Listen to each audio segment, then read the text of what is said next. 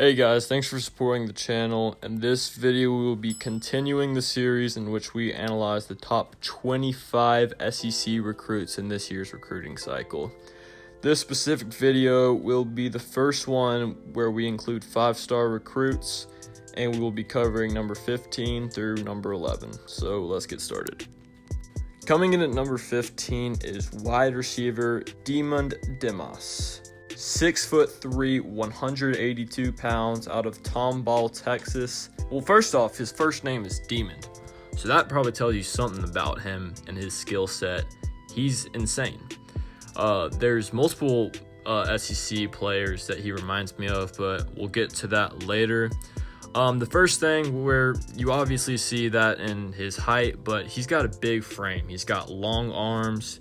He's got the ability to high point the ball downfield, which is something that you don't see very often in high school recruits. He's got a twitchiness in which 30 yards down the field, he can stop.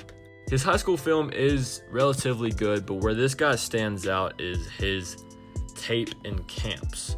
You see him go up against some of the best cornerback prospects, and this guy just doesn't lose. He has a long stride. He's not incredibly fast, but his long stride helps him get down the field quick, and his ability to stop with those long strides makes him impossible to keep up with. At the next level, I think he could definitely improve as a wide receiver if he can hold on more bulk. 6'3" is great, but 182 pounds for a 6'3" guy is a little bit worrisome. Obviously, I mean, as a wide receiver, that's not really imperative, but if you're going to become a first-round wide receiver, it's definitely something that you're going to want. Because he didn't play against top-tier competition in high school, there's always going to be kind of a concern with the recruit with their level of consistency. With Demond, I mean, I've seen him at his best. College scouts have seen him at his best. And if he can become consistent with that, he could become one of the best wide receivers in this recruiting class. There are two wide receivers that I would compare him to. One is a present SEC player in George Pickens, who was a recruit last year. That fluidity is very similar, but the guy I think would accurately describe Demond even better is former LSU wide receiver DJ Chark. Obviously, LSU has an abundance of great former wide receivers, but DJ Chark is that kind of guy who the fluidity mixed with the speed, mixed with the stop-start ability, makes him a quarterback's dream. With Texas A&M losing multiple senior wide receivers this year, Demond is going to have a place on this offense. I definitely believe that he'll be much better following his freshman year. Obviously, his freshman year, he can definitely get some playing time, get some catches, touchdowns.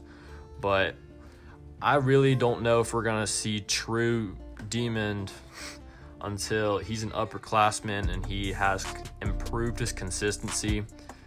If he can improve his consistency, I really don't see how he would not be a first-round wide receiver. At number 14 on the list is wide receiver Kayshon Boutte. He's the number 24 overall player in the class, and he has committed to LSU.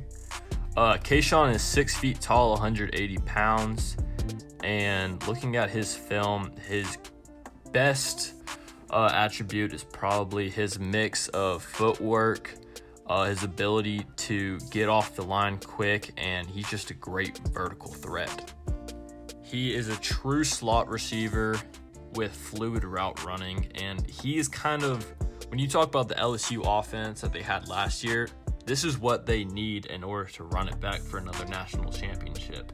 They need guys who can get off the line quick, guys who are great route runners, and this is that kind of guy. Obviously, with 180 pounds, ideally he would bulk up just because he's going to be probably taking some hits and harder hits in college than he did in high school. But this guy has the athleticism to be a great LSU wide receiver. In this video series, I'm going to cover 3 LSU receivers, 2 being a wide receiver, 1 being a tight end, a wide receiver combo, and a Rick Gilbert. I'll get to that in a couple videos, but this is going to be really interesting because no one really knows what LSU's offense next year is going to look like. Obviously, they're going to try to replicate last year's offense as much as possible, but with Myles Brennan at quarterback, running back John Emery, and receivers, they're still going to have Jamar Chase. They're going to have Terrence Marshall, I believe. They're going to have Kayshawn, Coy Moore, a Rick Gilbert. That being said, it's going to be hard to replicate the offense that they had with Joe Brady and Joe Burrow. But if they're going to run it back, they're going to need players like Kayshawn, like Coy Moore, like a Rick Gilbert. And I think LSU's always had great recruiting, but this year they really zeroed in on what their needs are, and I think that they did a great job at that. My player comparison for Kayshawn is current Alabama wide receiver Devonta Smith. Now, LSU fans probably know about Devonta because of what he did to LSU last year, but the fact is that they have a similar height and weight, and they just have elite ability to get off the line and become a vertical threat downfield, which is exactly what you need in an air raid style offense. Devonta Smith led Alabama in receiving yards last year behind first round picks like Jerry Jeudy and Henry Ruggs. And Kayshawn can be that kind of wide receiver for LSU. The one concern I have about Kayshawn, and it's not really that big of a concern at the high school level, especially looking at how well Devonta did, but that 180 pounds is somewhat worrisome because you're going to be taking a lot of hits, especially as a slot receiver. So, I imagine that this summer he's bulking up a little bit, but I guess we'll see what happens with that LSU offense. Coming in at number 13 is tight end Darnell Washington.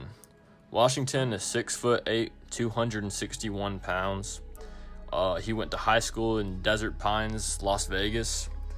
And this guy, there's not many players like him. Maybe Zion Williamson, just on a height and weight basis. But this guy, I really don't know if there's a former SEC player that has his height and weight and skill sets. He's not just a big guy. He's quick. He's got long strides, which helps him with his speed. And clearly with his size, he is a great blocker, but his footwork is the thing that impresses me most. Seeing him at camps matched up against linebackers, he's quicker than them. He's kind of a matchup nightmare. Obviously, he's bigger than most safeties. He's quicker than a lot of linebackers, and he is the ideal short route running kind of player. Obviously, with his size, he'll probably be utilized in the red zone a lot and, short down situations. But it's going to be interesting to see how effective he is at Georgia, who's a college who really doesn't utilize tight ends as much as they should. A couple years ago, Isaac Nauta, 5-star tight end. It'll be interesting to see what Todd Monken does with Darnell Washington. His route running downfield can definitely be improved. If he's going to be an elite tight end recruit, he's probably going to need to do that. He'll be competing for a starting tight end job week 1. I can't really think of who else he'd be competing with as a tight end for Georgia. But, I imagine that he'll be competing for a starting role week 1 and probably have it by his sophomore year. Similar to what I said earlier on in the video, there's not really a former SEC player that's exactly like Darnell, height and weight wise, but the most similar, I would say, is former Texas A&M tight end Martellus Bennett. I'd say most people know Bennett off of what he did in the NFL with teams like the Bears and the Patriots. But as a high school recruit, he was 6'6", 270 pounds, which is relatively similar to Darnell. He could box out defensive backs who were covering him, and he could outrun linebackers who were covering him. Which, when you do that, what can the defensive coordinator really do to stop you except double team you? It's going to be interesting to see how Darnell is utilized at the next level. I guess we'll see what happens. At number 12 is Alabama commit Drew Sanders. In high school, Drew Sanders was the definition of an athlete, playing a little bit of everything. On offense, he would play quarterback, wildcat quarterback, tight end, receiver, and on defense, he'd really play anything in the front seven. He went to high school at Ryan, Texas. Sanders is 6'5", 232 pounds. Although he played at the high school level, I really don't see Drew Sanders having any future as a quarterback. The most impressive thing about Drew Sanders, despite his 6'5", 332 frame, he runs a 10.91 100 meter, which is very, very impressive. I think that he would utilize his potential the best as an outside linebacker. He has the height of a defensive tackle, speed of a defensive back. This guy's, looking at his film, this guy he reminds me of one guy. It's probably Superman, because he can really do anything. He's got a high ceiling as a blocker on the offensive line. Like, I really think you could put him anywhere on the field as a high school player, and he'd do great. His high school coach was extremely lucky. Obviously, when he gets to college, if he's going to make the transition from playing every position to playing just outside linebacker, he'll probably need some time for that change. I don't think it'll take him incredibly long, because he looks like a hardworking guy who is very smart as a football player. I really don't know how easy of a transition it'll be from playing every position to playing just one. I still think that he can fill up with some bulk and strength, even though he's 232. It's going to be interesting. He's a very, very interesting prospect. He is unlike anyone else you'll see in this video. He has a high motor and he's very physical, and Saban will probably love him on the defensive side of the football. My player comparison for him is former Georgia outside linebacker Lorenzo Carter. With a similar height and weight, Lorenzo was a stud of a prospect and at Georgia because of his mixture of elite size with elite speed. Drew Sanders, like Lorenzo, will probably play outside linebacker, and I think that he will be very well utilized in run defense. There are not many reps of him playing outside linebacker, so I couldn't tell you as much as I'd want to. Anything I'd say, I would just kind of be making up. We'll have to see what happens with him. I imagine he'll be an outside linebacker. His speed and strength suggest that he could be an elite run stopper, like Lorenzo Carter. But this guy, I mean, he is going to be very, very interesting at the next level. Coming in at number 11, and the last player that I will analyze in this video, is cornerback safety combo Jalon Jones. Jalon Jones is around 6'2", 190 pounds, out of Steele High School in Texas. Jalon Jones, I'm very interested in watching him play at the University of Texas A&M, because I think that he could be a great player for that defense. In high school, he played cornerback and safety, which whenever you see a player play two positions in high school, obviously high school coach is going to want to use an athlete like Jalon as much as possible. But when he gets to college and he's going to be playing one role specifically, it's going to be somewhat of a transition. For this video's purposes, I'm going to consider Jalon Jones as a cornerback, because I think that he will have a higher potential. Jalon Jones was an early enrollee. However, with the coronavirus and everything, it'll probably hurt him a little bit more than he would have liked, because he doesn't get that spring practice to develop into a just cornerback. However, I really like watching Jalon Jones play. He has perfect size and length for a defensive back. He's very quick in his reaction time. He can guard run defense well, get off the block. He really is a positionless defensive back. I mean, even though I think he would have a higher ceiling as a cornerback, I could also see him getting in some reps as a safety. It really just depends on what Jimbo Fisher wants to do with him. He's a good tackler. I mean, he's the kind of cornerback that you don't want to run towards him, regardless of who's blocking him. I think that he could become the next shutdown cornerback, like my player comparison for him.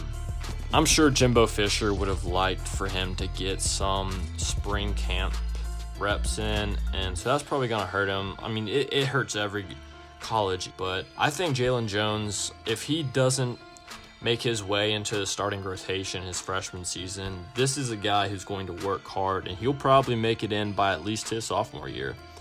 I'm very excited to see him play. I think that he's going to be an absolute stud on Jimbo Fisher's defense. My player comparison for him, even though most people probably know him for being a shutdown cornerback for the Patriots, is former South Carolina cornerback Stephon Gilmore.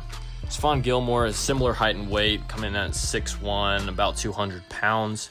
He's really the definition of a shutdown cornerback. In my opinion, he is probably the best defensive back in the NFL as of right now.